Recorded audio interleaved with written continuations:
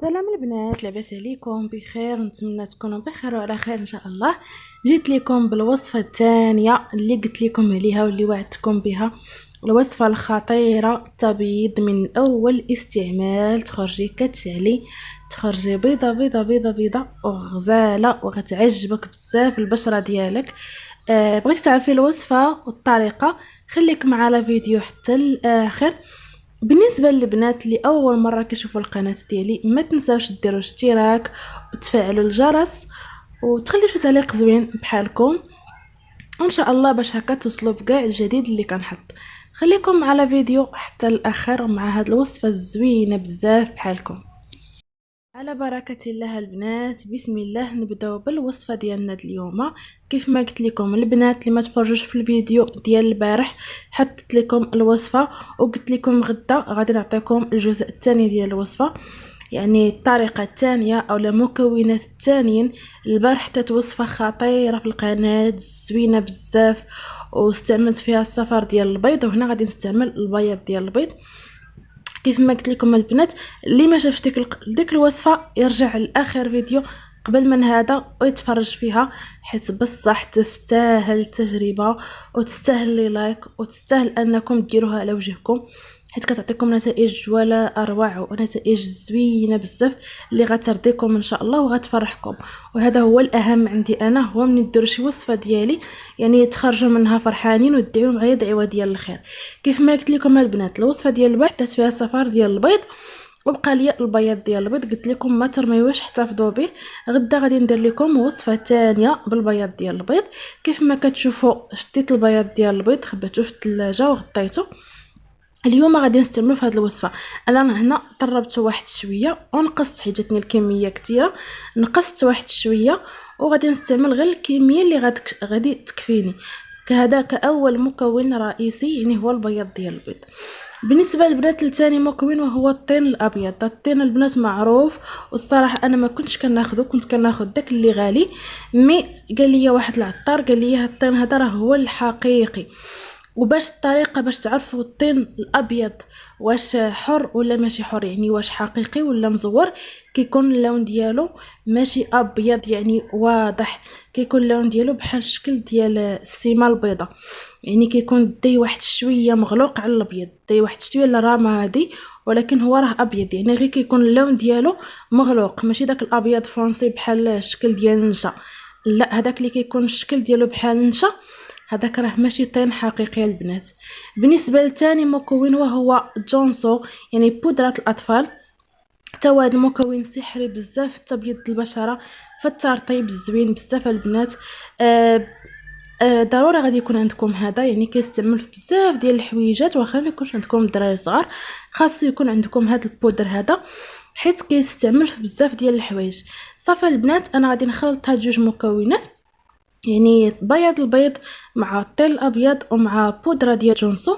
هادو هي الوصفه، هادو هما المكونات ديال الوصفه، سهله وبسيطه وكتعطي نتائج اللي مرضيه وبزاف. دابا غادي نخلط الوصفه ديالي، يعني تنسجم ليا المكونات ديال الوصفه وغادي نطبقها.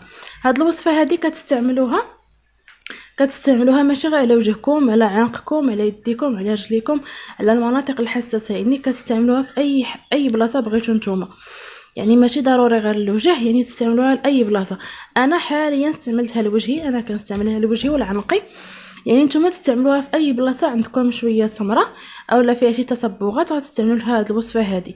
المهم في هذه الوصفه خصكم ديروها بالليل ماشي بالنهار، يعني ضروري هاد الوصفه كتدار بالليل البنات، واي وصفات اللي كنعطيكم يداروا بالليل باش هكا البشره كتستافد منهم كتر.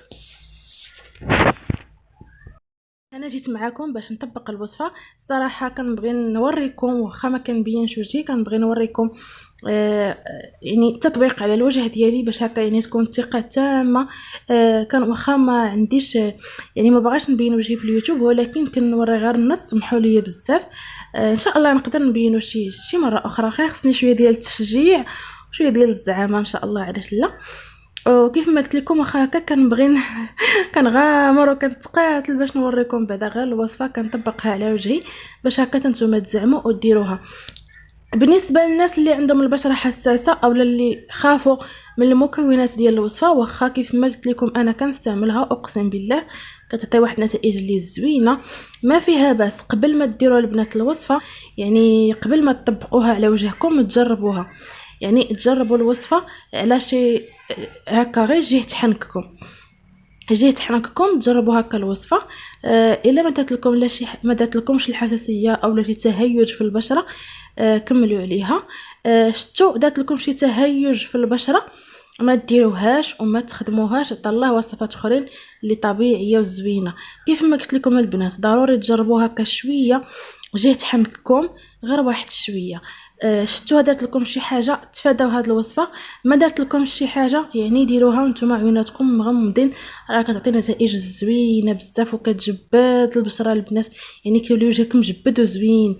وما تنساوش ديروها حتى على عنقكم باش هكا كيولي العنق موحد مع اللون ديال الوجه وكيعطي واحد المنظر اللي زوين.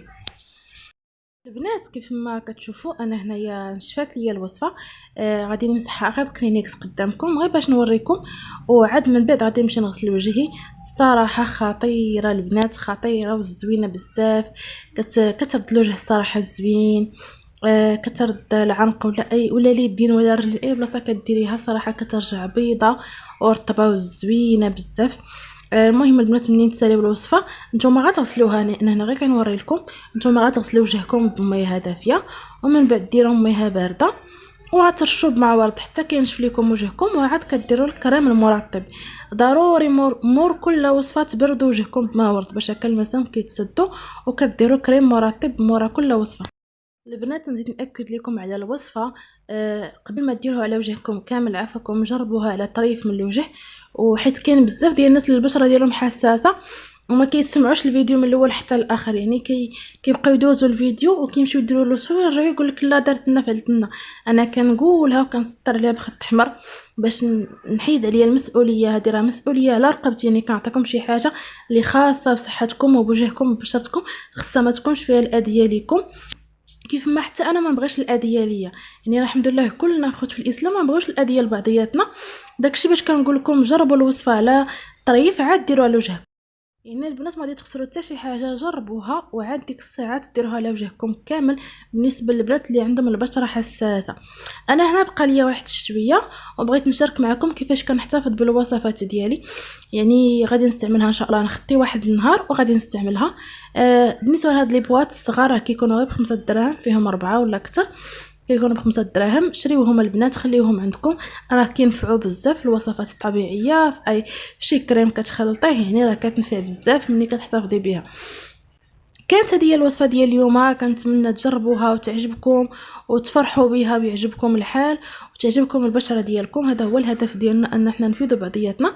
وشكرا لكم بزاف، الا عجبتكم ما تنساوش ديروا لي لايك والاشتراك في القناه والبارطاج باش هكا تكبر عائلتنا جميع. هنا غادي نقول لكم بسلامه عليكم، وتهلاو ليا في راسكم بزاف بزاف بزاف، وتهلاو ليا في صحتكم بزاف بزاف بزاف، خليتكم على خير والسلام عليكم.